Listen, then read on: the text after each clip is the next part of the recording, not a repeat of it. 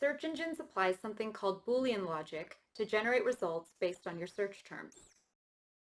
Understanding Boolean logic will help you to search more effectively. Boolean logic, as applied here, means the use of and or in your searches. You can specify that you want your PubMed search to proceed with one or the other of your terms.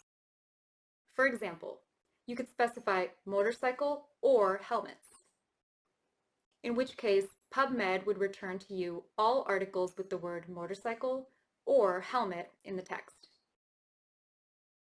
Alternatively, you can tell PubMed to search with all of your terms, in this case, motorcycle and helmets, in which case you would only get articles that had both of those words in the text.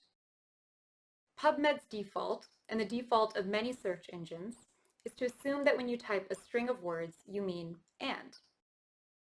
That is, if you type motorcycles, death, helmets, reduction, crash, it's going to return all articles that have all of those words, not any of those words. This has the advantage of making your search more specific, but you may miss some articles that are relevant but don't contain all of those terms. Boolean operators are processed from left to right, just as in algebra. For example, if we write salmonella and hamburger or eggs, we'll get two different groups of articles back. First, it will search for any articles that include both salmonella and hamburger, and second, it will search for any articles that have the word eggs. However, let's say we want PubMed to find articles that have salmonella and hamburger, or salmonella and eggs. To change the way terms are processed, enclose the term or terms in parentheses. The terms inside of the set of parentheses will be processed as a unit. So for our second example, salmonella and, parenthesis, hamburger or eggs, close parenthesis. We'll get articles that have salmonella and hamburger or salmonella and eggs.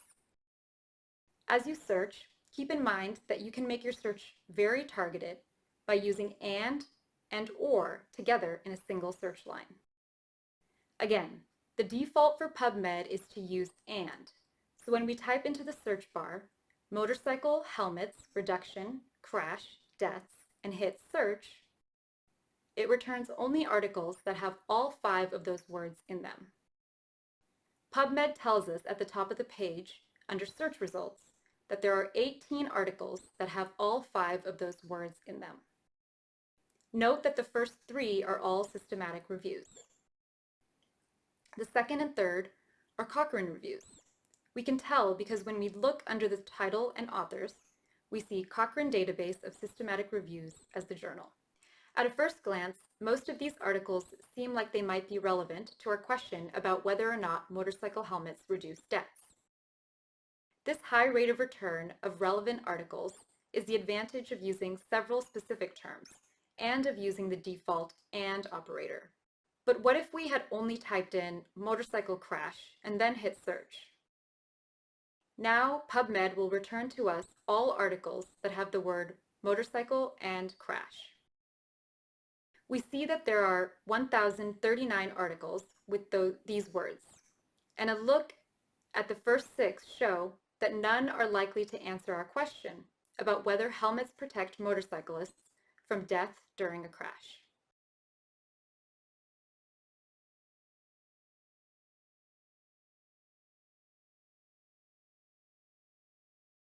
Note how these articles are different from the articles from the previous search.